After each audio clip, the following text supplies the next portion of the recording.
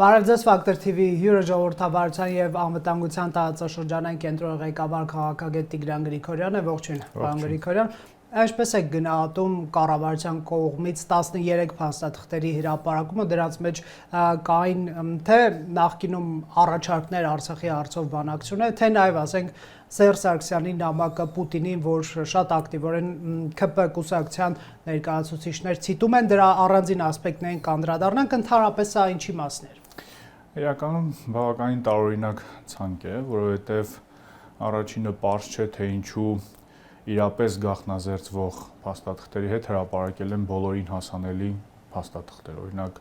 Մակամտանգության խորհրդի 93 թվականի բանաձևերը, Բուդապեշտի Լիսաբոնի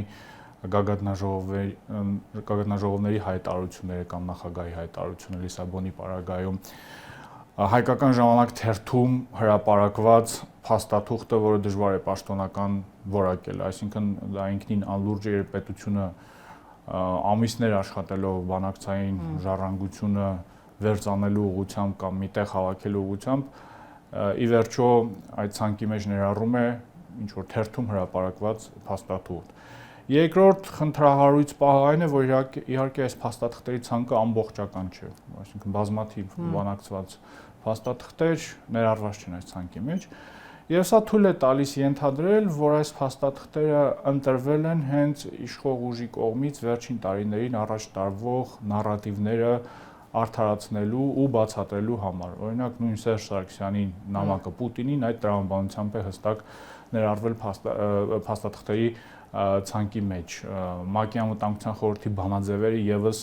կարծես թե ներառել են, որպեսզի հուշեն, այ տեսեք, կարդացեք այս բանաձևերը, հետագայում գնացեք արդեն փաստաթղթերը փորձեք ուսումնասիրել։ Մի խոսքով ամբողջությամբ ներքաղաքական տրամաբանության մեջ այս գործընթացը պետք է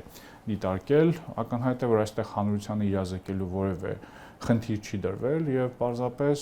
նախկին իշխանությունների հետ այս երրակա բանավեճի մասը այսան։ Դե վարչապետն էլ ասաց դրանք այն փաստաթղթերն են, որ իմ ասածները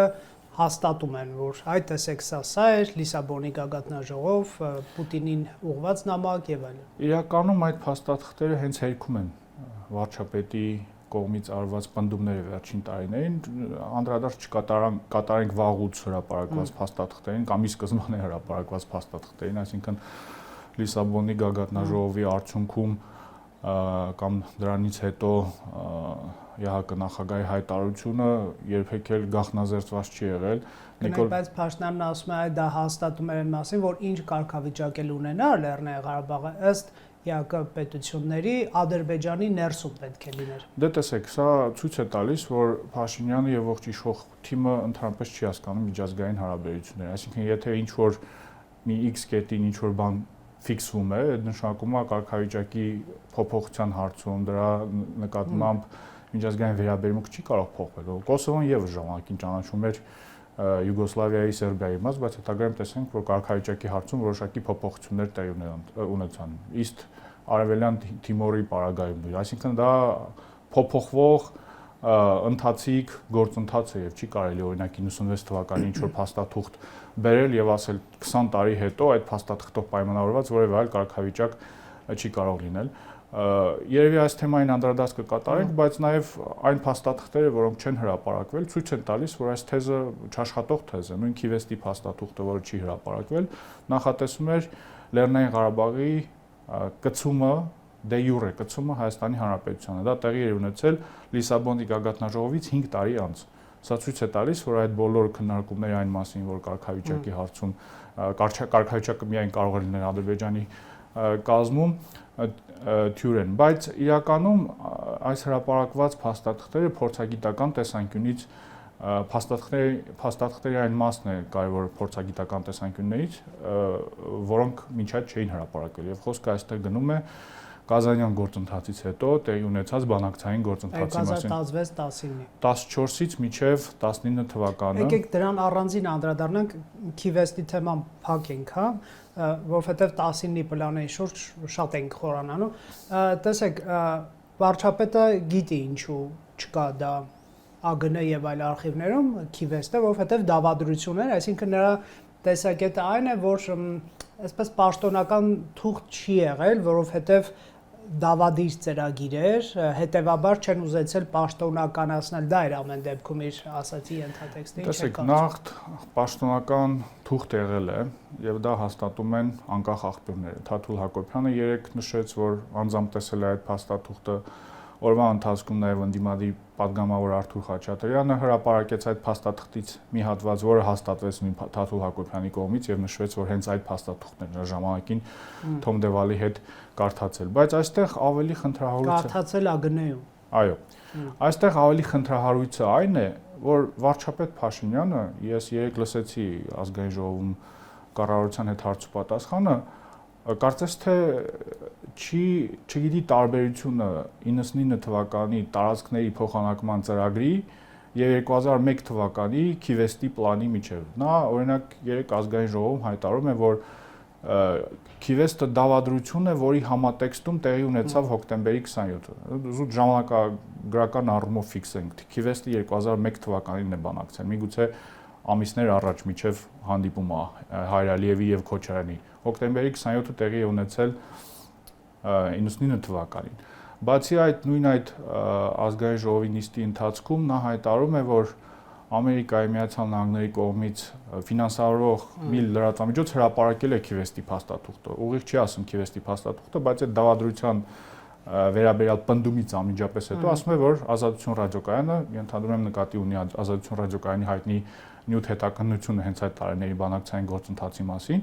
Ազատություն ռադիոկայանի նյութը հենց տարածքների փոխանակման ծրագրի մասին է եւ բավականին լուրջ եւ կարեւոր աշխատանք էր, որովհետեւ ցույց էր տալիս Միացյալ Նահանգների պետդեպարտամենտի գաղտնազերծված այդ փաստաթղթերի միջոցով, թե ինչպես էին ընթանում այդ բանակցությունները, ինչպիսի դիրքորոշումներ ունեին կողմերը։ Իդեպ վերջերս ամիսներ առաջ ես էլ էի հոդված գրել այս թեմայով, գաղտնազերծվել էր ԱՄՆ նախագահ Բիլ Քլինթոնի եւ Ռուսաստանի նախագահ Պուտինի հանդիպումը 2000 թվականի հունիսին եւ այնտեղ բավականին մեծ տարբերություն կա Պուտինի եւ Քլինթոնի զրույցի հատվածից այն մասին, թե ինչպիսին են կողմերի դիրքորոշումները նույն այդ մեղրի հարցով, նույն դրա հետ կապված այլ գործընթացների հետ։ Այսինքն այստեղ ֆունդամենտալ խնդիրը այն է,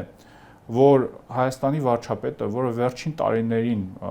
կարծես թե ուսումնասիրում էր բանակցային գործընթացը, ինչ որ փաթեթ են պատրաստել հանրությանը տարբեր թեզեր ապացուցելու համար, մինչ այժմ պրիմիտիվ ինչ որ փաստեր չգիտի բանակցային գործընթացի միջև, չի տարբերում բանակցային տարբեր փաստաթղթեր։ Իսկ վերադառնալով Քիվեստին, իմ կարծիքով իհարկե կարելի է ընդունել այդ վարկածը, որ իրապես չունեն այդ փաստաթուղթը, բայց կարծում եմ մեկ այլ թեզ իրավունք ունի գոյություն ունենալ, որի մասին քիչ առաջ նաև նշեցի, որ Քիվեստի փաստաթուղթը պարզապես զրոյացնում է այս բոլոր պնդումները, որոնք արվում էին վերջին տարիների ընթացքում, որ 96 թվականից սկսած Ղարաբաղը այլ կարգավիճակ չի կարող ունենալ, որովհետև հստակ նշում է ու այդ հրապարակված հատվածում էլ երևում է, որ Լեռնային Ղարաբաղը դառնում է դե յուրե Հայաստանի մաս, Ադրբեջանին նաև արվող որոշակի փոխզիջումների պարագայում։ Տեսեք, դրա շարունակություն մեկնաբանությունը այն է, ինչու էր 99-ի այդ տարածքների փոխանակման ծրագիրը կամ Քիվեստը դրանք շատ հաճախ միացվում են որպես մեկ փաթեթ, մեկ գործողություն, մեկ ծրագիր, որովհետև մեղրին էր տրվում, մեղրի ամբողջ շրջանն էր տրվում Ադրբեջանի Լեռնային Ղարաբաղի դիմաց եւ նույն Քոչարյանի իշխանությանը քննադատում են այն կոնտեքստում, որ գիտեք, դա նշանակում է դու կասկածի տակ ես դրել Հայաստանի տարածքային ամբողջականությունը, հետևաբար Ալիևը քո կասկածի տակ դնելու հետևանքով է այսօր կամ երեք պանջում Զանգեզուրի միջանցք։ Դե տեսեք, տեսել է, որ մի անգամ մենք պատրաստ ենք հրաժարվել մեղրից, հիմա էլ է։ Տեսեք, նախ մեղրի փոխանակման պլանը գոյություն ուներ 90-ական թվականների սկզբից։ Այդ պլանի ջատագովը, առաջին ջատագովը մշտապես Թուրքիան է եղել, իսկ 90-ական թվականների սկզբին պետդեպարտամենտի աշխատող Փոլ Գոբլն էր այդպիսի տարբերակ առաջարկում, այսինքն սա ինչ-որ նոր գաղափար չէ։ Երկրորդ հայտնի տրամաբանությամբ, եթե առաջ ենք շարժում, Հայր Ալիևն էլ Ադրբեջանի տարածքային ամբողջականությունն է կասկածի տակ դրել։ Պատրաստ եղել Լեռնային Ղարաբաղը ճանաչել Հայաստանի կազմում, ու իդեպ հայ դիվանագետներն էլ նույն Վարդան Օսկանյանն էլ պնդում է, որ հենց այդ հանգամանքը, որ Ադրբեջանը պատրաստ է եղել ճանաչել Ղարաբաղը Հայաստանի կազմում, հետագայում օգտագործվել է մադրիդյան սկզբունքներում հետաձգված հանրաքվեի վերաբերյալ կետը մտցնելու առում, բայց դա անլուրջ է։ Կարող ենք այդ պնդումը հերքել հենց իրենց իսկ կողմից հրապարակված փաստաթղթերով։ Իհարկե Մադրիդյան սկզբունքներում կա կետ Նախիջևանի հետ կապի մասին, բայց եթե կարդում ենք 14 թվականից թեկուզ նույն Կազանի փաստաթուղթն ենք կարդում, մինչև 19 թվականը գոյություն ունեցած փաստաթղթերը Նախիջևանի հետ կապի մասին որևէ կետ չկա։ Կա կետ կոմունիկացիաների, հաղորդակցությունների ամբողջական ապաշրջափակման մասին։ Միևնույն ժամանակ կա կետ Լաչինի Միջանցքի մասին, օգտագործում է Միջանցք բառը։ Այսինքն, եթե տրամաբանությունը այն էր, որ ժամանակին ինչ որ բան այն քննարկվել, ինչու պատերազմից առաջ 10 տարվա ընթացքում սեղանի դրված որևէ փաստաթղթում Նախիջևանի հետ կապի մասին որևէ կետ չկա։ Գանք մեր օրեր, ինչպես ասում են, նախ համաձայն եք իշխանության ներկայացուցիչների պնդմանը, որ 2016-ի եւ 2019-ի պլանները 99%-ով նույնն են, Ռուբեն Ռուբինյանն ասում։ Այո։ Գնացինք, սա նշանակում է բերելով Պուտինին ուղղված Սերժ Սարգսյանի նամակի մի քանի դրվագներ, որ դա խնդրահարույց պլան էր, թե 16-ին, թե 19-ին, որովհետև հայկական կողմի մի շարք կարմիր գծեր Ադրբեջան պատրաստ չէր ընդունել եւ պարոն Ռուբինյանն էր օրերս ասում, ինչից է նա ելնում։ Պուտինին ուղղված նամակում Սերժ Սարգսյանը ասում է, որ Լավրովի գաղափարների իրագործումը արդյունավետ կլինի, եթե Ադրբեջանը հստակ ընդունի մի շարք կարևոր ասպեկտներ։ Լեռնային Ղարաբաղի բնակչության ազատ կամ արտահայտություն արտահայտող համաժողովրդական քվեարկության ժամանակ բնակչություն ասելով հասկանան Լեռնային Ղարաբաղում մինչև 88 թիվը ապրած անձինք համամասնությամբ պարոն Ռուբինյանի տեսակետը այն է, որ Ադրբեջան մեկնաբանում էր, որ ամբողջ Ադրբեջանում պետք է լինի, հետևաբար Սերժ Սարգսյանը խնդրում էր, որ Լեռնային Ղարաբաղում տեղի ունենա։ Եկեք կետառ անդրադարձ կատարենք, որովհետև եթե ուսումնասիրում ենք հրապարակված փաստաթղթերը եւ համեմատում ենք այդ փաստաթղթերը Կազանի փաստաթղթի հետ, իսկապես երկու առանցքային կետ կա, որոնց բովանդակության մեջ փոփոխություններ են տեղի ունեցել եւ ոչ ի նպաստ հայկական կողմի։ Առաջին կետը հենց ազատ կամ արտահայտման վերաբերյալ կետն է եւ այստեղ իհարկե Սերժ Սարգսյանի նամակ պետք չի, որպեսզի հասկանալ, որ հայկական կողմի համար ձևակերպումները ավելի քիչ նպաստավոր են վատ թարացել են։ Եթե Կազանի փաստաթղթի մեջ հենց այդ համամասնության վերաբերյալ նախադասությունը կար, այսինքն նշում էր, որ Լեռնային Ղարաբաղում պետք է տեղի ունենա քվեարկություն, որը իրավական առումով պարտադիր բնույթ պիտի ունենա եւ չի բացառելու նաեւ ստատուսի կարգավիճակի բոլոր հնարավոր տարբերակներ։ Ցանկացած կարող է դրվել։ Այո, իդեպ սա էլ է հետաքրքիր, որ Նիկոլ Փաշինյանը դա որպես բացասական կետ է, բացասական արձանագրում է համարում, բայց սա իրականում հայկական դիվանագիտության ամենամեծ ձեռքբերումներից էր, որովհետև հնարավորություն էր տալիս առնվազն տեսական նաև անկախ կարգավիճակի համար, բայց վերադառնալով այդ կետին, հետագա պլաններում իրոք չկա արձանագրումը, որ Լեռնային Ղարաբաղի բնակչություն ասելով նկատի է ունենվում 1988 թվականին գոյություն ունեցած էթնիկ համամասնությունը։ Սա ինչ է նշանակում։ Սա նշանակում է, որ կողմերին հնարավորություն է տալիս ավելի լղոզել այս կետը եւ մեծ հաշվով անվերջ բանակցություններ վարել այդ ռեֆերենդումի պարամետրերի շուրջ։ Կներեք մանավանդ, որ Ադրբեջանի օրենսդրությամբ էլ պետք է որևէ հանրաքվե լիներ իր ամբողջ տարածքում, չէ՞ տարածքին առնչվող, եթե Ադրբեջանի 16-ին է արվել է։ Ադրբեջանի օրենսդրությունը այստեղ էական չէին առումով կարող ենք մերօրյա օրինակով բացատրել։ Պես Ադրբեջանը պահանջում է Հայաստանի օրենսդրության փոփոխությունը խաղաղության համար։ Եթե ինչ որ պայմանավորվածություն լիներ այն ժամանակ, կարծում եմ առնվազն տեսական հնարավորություն կար այդ օրենսդրությունը փոխելու։ Բայց նաև արձանագրենք, որ այդտեղ խոսքը գնում է Լեռնային Ղարաբաղի բնակչության կողմից կամ արտահայտվում իրականացնելու մասին։ Եթե ոնց է կարող, ինչպես է կարող Լեռնային Ղարաբաղի բնակչությունը, թեկուզ ադրբեջանական բնակչությունը Ադրբեջանի ողջ տարածքում իրականացնել ռեֆերենդում։ 16-ում Լեռնային Ղարաբաղի բնակչությունը էր նշվում, թե համազգային բնակչությունը այնտեղ էլ էր նշվում, բայց վերադառնալով փորձեմ ցույց տալ ինչ փոփոխություններ է տեղի ունեցել։ Կամ արտահայտման վերաբերյալ այդ կետում փոփոխությունից հետո տեղի ունենում մեկ այլ հետաքրքիր փոփոխություն, որի մասին իշխանությունը չի խոսում։ Եթե Կազանի փաստաթղթում նշվում էր, որ առաջին փուլով Ադրբեջանին էին վերադարձում 5 շրջանները եւ մնացած 2 շրջանը Քելբաջարի եւ Լաչինի ոչ միջանցքային հատվածը վերադարձում է առաջին փուլից հետո 5 տարվա ընթացքում, այսինքն հստակ ժամանակացույց է նշում, թե մյուս երկու շրջանները երբ պիտի վերադարձվեն Ադրբեջանին։ Ապա մյուս պլաններում արդեն որևէ ժամանակացույց չկա։ Եվ նաև այդ երկու շրջանների վերադարձը հստակ փոխկապակցված է երկրորդ կամ այլ փուլերում լուծվելիք այլ հարցերի հետ՝ Լաչինի միջանցքի լայնություն, Լեռնային Ղարաբաղի վերջական իրական կարգավիճակ։ Այսինքն այս ամենը վերլուծելով կարող ենք նշել կամ հասկանալ, թե ինչ է տեղի ունեցել։ Գնաք Սերժ Սարգսյանը այստեղ նշում է Պուտինը, երբ որ գրում է, ուզում է, որ հայկական կողմն ուզում է արձանագրել, որ մինչև Լեռնային Ղարաբաղի կարգավիճակի վերջնական որոշումը Քելբաջարի Լաչինի շրջանները կմնան Լեռնային Ղարաբաղի վերահսկողության տակ, կապառազմականացվի եւ իշխանությունն ասում է, եթե նա այդպիսի բաներ խնդրում, ուրեմն Ադրբեջանը համաձայն չէր դրան, որ տեսեք, դե եկեք Սերժ Սարգսյանի նամակը չընդունենք որպես ելակետ, այլ հրապարակված փաստաթղթերը։ Հրապարակված փաստաթղթերում շատ հստակ նշված է եւ Լաչինի եւ Քելբաջարի մասին եւ այն մասին, որ այդ շրջանները ապառազմականացված են լինելու, պարզապես խորհուրդ կտամ բոլորին կարդալ այդ փաստաթղթերը, այլ ոչ թե պարոն Ռուբինյանի կամ Սերժ Սարգսյանի մեկնաբանությունները լսել դրանց։ Գնայք, իսկ այդ փաստաթղթերը վերջնական համաձայնեցված են, թե ուղղակի հիմք են, կողմերը կարող են այս տեսակետը ունենալ, այն տեսակետը ունենալ։ Հիմք են, բայց վերադառնալով ասածից, այսինքն առաջին կետը, որի շուրջ տեղի ունեցել այդ փոփոխությունը, բայց այդ փոփոխությունը հանգեցրել է նրան, որ համանախագահները հասկանալով, որ ռեֆերենդումի անցկացման հավանականությունը այդքան էլ իրատեսական չէ, որովհետև Ադրբեջանը չի համաձայնելու, եթե Ադրբեջանը օրինակ դնի այդ պահանջը Հայաստանը չի համաձայնելու, որոշել է ստեղծել նոր ստատուս կվո, որը կունենա նաև միջազգային ու իրավական աջակցություն։ Ու այդ նոր ստատուս կվոյի պայմաններում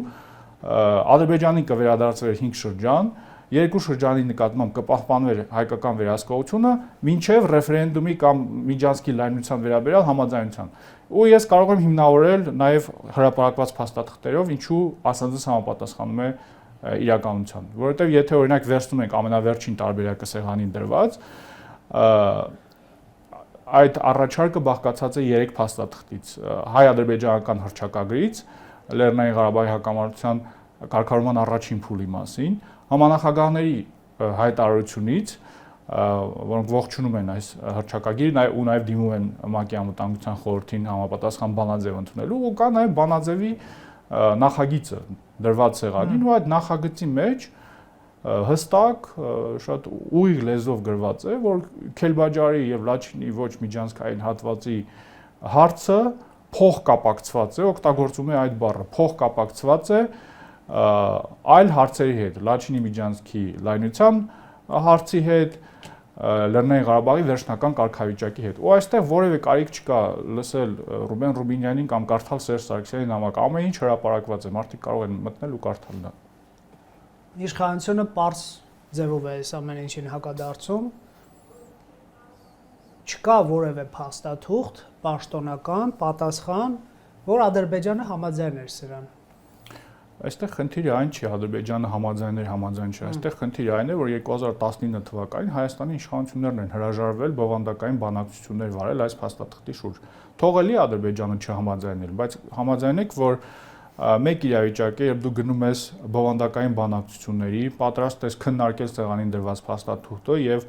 ես երեկ եմ սա նշել, որ այդ փաստաթուղթը որպես հիմք ընդունելի փաստաթուղթ էր, որպես բանակցությունների հիմք եւ կարելի էր այդ փաստաթղթի շուրջ բանակցություններ վարել։ Եվ մեկ այլ իրավիճակ է, երբ դու ի սկզբանե հայտարարում ես, հիշում ենք Նիկոլ Փաշինյանի հայտարարությունները այս թեմայով, Մյունխենյան սկզբունքներ, պետքա պարզաբանենք տարերը, Լեռնային Ղարաբաղը պետք է դառնա բանակցությունների մաս, լավ իմանալով, որ նույնիսկ համանախագահները դրան դեմ են հանդես գալու։ Այսինքն ստեղծում ես ապակառուցողական կողմի պատկեր, իմիջ, որը հետագայում օգտագործում է Ադրբեջանի կողմից իր պատերազմը լեգիտիմացնելու համար։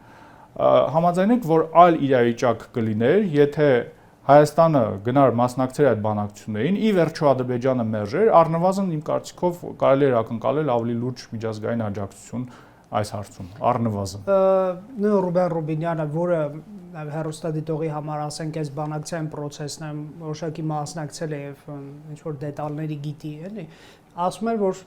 զուտ գնահատման փուլում է եղել, ոչ թե մենք մերժել ենք, այլ գնահատման փուլում է եղել։ 2 տարի գնահատում էին։ Այո։ 19-ին ստացել են 20 թվականի սեպտեմբերին պատերազմը սկսվել, առնվազն մի տարի է, այսպես, մի տարի ու կես։ Այստեղ երկու խնդիր կա, մեկը օբյեկտիվ խնդիր է, մեկը սուբյեկտիվ։ Օբյեկտիվը այն է, որ իրոք այս թիմը բանակցային գործընթացի վերաբերյալ, արտաքին քաղաքականության վերաբերյալ, անվտանգության վերաբերյալ լուրջ ֆունդամենտալ գիտելիքներ չունեին ու չունեն։ Մենք տեսնում ենք հենց երեկվա հայտարարություններից նաև, որ մինչև հիմա չեն հասկացել այս բանակցային գործընթացի տարբեր փաստաթղթերի էությունը։ Սա օբյեկտիվ հանգամանք է, բայց սուբյեկտիվը այն է, որ իհարկե դուք գտնվելով պատերազմի վտանգի առաջ, ու այդ վտանգի մասին կարծում եմ շատերն են զգուշացնում, տարի ու կես կամ ինչքան ժամանակ գնահատում էր սեղանին դրված փաստաթուղթը։ Կարելի է սկսել բանակցություններ եւ այդ բանակցությունների ընթացքում նաեւ փորձել գնահատել ու հասկանալ, կամ առնվազն կարելի է խորհրդակցել մարդկանց հետ, որոնք գիտելիքներ ունեն այս թեմայով։ Ես հիշում եմ Նիկոլ Փաշինյանի հանդիպումը Լևոն Տեր-Պետրոսյանի հետ հեղափոխությունից հետո, կարծում եմ 1 ժամ տևեց, եւ դրանից հետո Նիկոլ Փաշինյանը լրագրողներին ասաց, որ ես որևէ նոր բան չիմացա։ Լևոն Տեր-Պետրոսյանը ասաց այն, ինչ միշտ ասում էր։ Այսինքն այսպիսի վերաբերմունք էր նաև մարդկանց նկատմամբ, ովքեր փորձում էին հուշել, թեկուզ ինչ-որ մոտեցումներ սեփական ներկայացնել իրենց։ Տեսեք, մասնագիտական վերլուծությունը մի քիչ այլ բան է տարբերություն, բայց հանրային դիսկուրսը եւ հանրային բացատրությունները, այդ թվում իշխանության ընդդիմության, դրանք յուրովի են։ Ամեն մեկը իր դիրքերից իրեն արդարացնելու բնականաբար դիրքերից է հանդես գալիս, եւ իշխանությունը արդյոք չունի այստեղ փրկողակ իդեմը Սերժ Սարգսյանի նամակի Պուտինի, որովհետեւ Սերժ Սարգսյանը ըստ էության մի քանի Ադրբեջանի ապակառուցողականությունն է նշում, որ միջանկյալ կարգավիճակին համաձայն չի, հանրաքվեն համաձայն չի եւ այլն, եւ իշխանությունը ասում է, եթե այդքան լավ փաստաթուղթեր, հիասքանչ փաստաթուղթեր, թող Սերժ Սարգսյանը ընդուներ, այնա Պուտինին ուղված նամակում ինքն է խոստովանում, որ բանակցությունները առաջ չեն գնում, փակուղի է մտել։ Ստացանք այդ ժառանգությունը։ Տեսեք, նախ արձանագրենք, որ Սերժ Սարգսյանի նամակը որևէ փաստարկ չի, որ արդարացնում է այս կամ այն դիրքորոշումը։ Ուզում են ասել, տեսեք, չէր մտել։ Սերժ Սարգսյանի նամակը, կարծում եմ, բանակցային գործընթացի մաս է։ Նորմալ է, եւ երկրի ղեկավարը շփվում է միջնորդ երկրի ղեկավարի հետ, փորձելով սեփական երկրի համար ավելի նպաստավոր պայմաններ բանակցել։ Այն պարագայում, որ այդ պայմանները իրապես ավելի ոչ նպաստավոր են դարձել։ Նույն միջանկյալ կարգավիճակի հարցով կրկին, եթե ուսումնասիրում ենք այդ փաստաթղթերը, այո, 15 թվականից սկսած, 15 թվականի օգոստոսից սկսած, նախ միջանկյալ կարգավիճակ եզրույթ չի օգտագործում, եւ երկրորդը հստակ նկարագրում չկա այդ միջանկյալ ժամանակահատվածում Լեռնային Ղարաբաղի իրավունքների եւ լիազորությունների մասին։ Չկա հայ-ադրբեջանական հռչակագրում, կա համանախագահների հայտարարության նախագծի մեջ, որտեղ շատ լայն ներկայացում են այդ լիազորությունները։ Եվ ակնհայտ է, որ հայկական կողմը պետք է բողոքեր դրան դեմ եւ պետք է փորձեր այդ կետը հենց հայ-ադրբեջանական հռչակագրում արձանագրել։ Բայց ի վերջո ինչու սա այն աղետը չէ, որը փորձում են իշխանությունը ներկայացնել, որովհետեւ կրկին սեղանին դրված էր 19 թվականի դրությամբ կամ 16 թվականի օգոստոսի դրությամբ 3 փաստաթուղթ։ Ու միջանկյալ կարգավիճակի վերաբերյալ այսպիսի իրավիճակ էր։ Այո, հայ-ադրբեջանական հռչակագրում չկար հստակ արձանագրում Լեռնային Ղարաբաղի իրավունքների եւ լիազորությունների մասին, միայն կար մեկ տող այն մասին, որ Լեռնային Ղարաբաղը ունենալու է իրավունք ապահովել լիարժեք կենսագործունեությունը այդ տարածքում։ Երկրորդ փաստաթղթում համանախագահների հայտարարության մեջ արդեն շատ լայն բացված էր այդ լիազորությունները, ու այդ լիազորությունը ներառում էին իշխանություն ձևավորելը ժողովրդավարական ճանապարհով, ինքնապաշտպանական ուժեր ունենալը, իրավապահ մարմիններ ունենալը, միջազգային օգնություն ստանալը, ՀՀԿ-ին նիստերին մասնակցելը, եթե դա վերաբերում է Ղարաբաղի հարցին, եւ երրորդը ամենակարևորը, այս ամենը արձանագրված է նաեւ Անվտանգության խորհրդի ՄԱԿ Անվտանգության խորհրդի բանաձևի նախագծում։ Այսինքն, եթե կարդաք այդ կետը, կա հղում համանախագահների հայտարարության այդ կետին, եթե չեմ սխալվում 4-րդ եւ 5-րդ կետերին, որոնք անվանում են պայմանավորվածություններ։ Այսինքն, այն ինչ նշվել է համանախագահների հայտարարության մեջ լիազորությունների վերաբերյալ, Անվտանգության խորհրդի նախագծում անվանում է պայմանավորվածություն։ Հիմա Նիկոլ Փաշինյանը, ինչպես քննիչ հանձնաժողովի ելույթում, այնպես էլ երեք հայտարարում է, որ տեսեք, հարց տանելով ՄԱԿ անվտանգության խորհրդի օրակարգ, մենք ի սկզբանե բացառել ենք այդ միջանկյալ կարգավիճակի հնարավորությունը, որովհետև ՄԱԿ-ը 93 թվականին բանաձև էր ընդունել։ Նախ արձանագրենք, որտեղ գրել է Ադրբեջանի Լեռնային Ղարաբաղի շրջան։ Այո, նախ արձանագրենք, որ այդ բանաձևերը մեկ նպատակ ունեին՝ ռազմական գործողությունները կանգնեցնելու, կարգավիճակի շուրջ կարգավիճակը կանխորոշելու կամ բանակցելու լիազորությունները տրվել էր ԻԱԿ-ին։ Երկրորդը զուտ տրամաբանական հարց նաև մեր դիտողներին։ Այդ ձևակերպումը լիազորությունների եւ իրավունքների վերաբերյալ Լեռնային Ղարաբաղի միջանկյալ կարգավիճակում, որը ներառվել է համանախագահների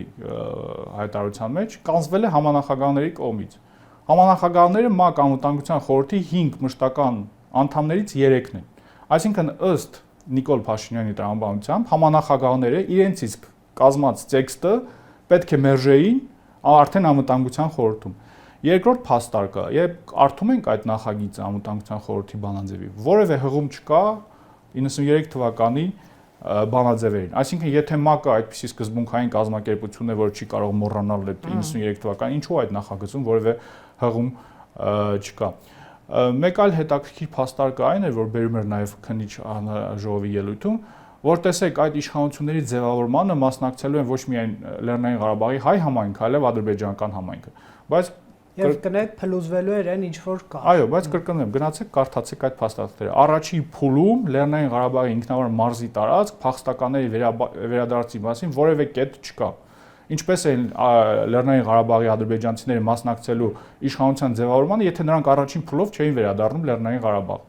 Այսինքն այս փաստարկները այնքան անլուրջ են, որ նույնիսկ սա բանավեճի առարկայել չի, մենք տարբեր լեզուներով ենք խոսում։ Իսկ սա ինչքանով արդիական բանավեճ է, որովհետև այս փաստաթղթերի հրապարակումը մաս է կազմում նախկիններ, ներկաներ մեծ բանավեճի, ով է հանձնել Արցախը, ով չի պահել Արցախը հարցի շուրջ։ Դե տեսեք, ինչքանով կարևոր է։ Նախընտրական բնույթի բանավեճ է, ներկայիս գործընթացների վրա, եթե խոսքը գնում է Հայաստանի անվտանգության արտաքին քաղաքականությանը զրոյական ազդեցություն ունի։ Մեզ համար, որ զուտ փորձագիտական համայնքի տեսանկյունից կարևոր է պարզապես ճշմարտությունը ներկայացնել, այսինքն այդ ակնհայտ խեղաթյուրումները, որոնք տեղի են ունենում, դրանց պարզապես անհնար է չարձագանքել, որովհետև դրանք այնքան անտրամաբանական են եւ այնքան այլ ոլորտից են, քան փաստահեն ինչ որ քննարկումներ, որ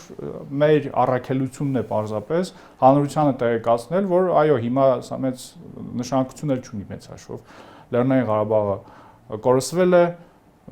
որևէ իրատեսական հնարավորություն չկա Լեռնային Ղարաբաղի շուրջ ինչ որ նոր իրավիճակ ստեղծելու համար, համաձայն եմ լրիվ պատրաստվում են մարդիկ ընտրությունների, միմյանց կմեղադրեն, ով էր պատասխանատուն, բայց իմ ակնկալիքը առնվազն այն էր, որ այդ բանավեճերը մի քիչ ավելի փաստահեն կլինեին, բայց ցավոք սրտի տեսնում ենք, որ այս հետ ճշմարտության դարաշրջանում փաստերը կարծես թե այդքան էլ չեն կարևորվում։ Երբ որ մեկնաբանություններն են ամեն օր եթերներում հնչում, չէ՞։ Իսկ նախկին իշխանությունների տարբեր ներկայացուցիչների դիրքավորումը ո՞նց եք դուք գնահատում, եթե շատ պարզունականացնեմ, մեր ժամանակ լավ էր, համարյա հասնում ենք Արցախի ինչ որ մեզ համար ընդունելի կարգավիճակի, մի դեպքում Հակաղարաբաղյան շարժումը եկավ, մի դեպքում իշխանության ավարտ տեղի ունեցավ, շատ էլի պարզունակ եմ ասում, էլի, որևէ մեկը չի ընդունում, որ իր ժամանակ բանակցային process-ում, ասենք, ավելի վատթար տարբերակ եղել կամ Ադրբեջանը ռազմաքաղաքական բալանս է փոխել, այնպես կբնութագրեք։ Այո, նախ մոռացա նաև ձեր նախորդ հարցի երկրորդ մասին պատասխանել, տարբերությունը Սերժ Սարգսյանի եւ Նիկոլ Փաշինյանի միջեւ։ Տարբերությունը այն է, որ Սերժ Սարգսյանը առնվազն բանակցել է։ Ասում են ինչու չի ստորագրել, բայց առնվազն բանակցել է, ինչը Հայաստանի տեսանկյունից ավելի կառուցողական մոտեցում էր դիտարկում, քան այն ինչ կար։ Բայց անդրադառնալով ձեր հարցին, իհարկե, անժխտելի է, որ Ղարաբաղի երկրորդ պատերազմի նախորդած տասնամյակի ընթացքում բանակցային բովանդակությունը մեզ համար վատթարանում էր ու դա, այո, պայմանավորված էր նաև ուժերի բալանսի փոփոխության հետ, դա պայմանավորված էր Ադրբեջանի աճող դերի հետ տարածաշրջանում, այն որ Ադրբեջանը Ռուսաստանի համար տարիների ընթացքում ավելի ու ավելի կարևոր խաղացող էր դառնում ու Ռուսաստանը միգուցե նաև փորձում էր Հայաստանի շահերի հաշվին, այսինքն Ադրբեջանի պայմանները ընդունելով ինչ որ լուծումների հասնել, դա ակնհայտ է։ Բայց նույնիսկ այս պարագայում այն ինչ ունեինք 2019 թվականի դրությամբ դրված սեղանին, երանելի փաստաթուղթ էր համեմատած նոյեմբերի 9-ի փաստաթղթի հետ, նույնիսկ համեմատած 90-ական թվականներին գոյություն ունեցած փաստաթղթերի հետ, որտեղ կարգավիճակի հարցում այս արկախվածության իրավիճակը գոյություն չուներ։ Այսինքն, այո, փաստաթուղթը ավելի վատն էր դառնում, բայց դա ամենավատ փաստաթուղթը չէր, որը ներկայացվել էր կողմերին եւ այդ փաստաթուղթը կարող էր հիմք դառնալ առնվազն բանակցություններ վարելու համար։ Շնորհակալ եմ զրույցի համար։ Ես եմ շնորհակալ։ Factor TV-ում հյուրընկալել էինք Տիգրան Գրիգորյանին։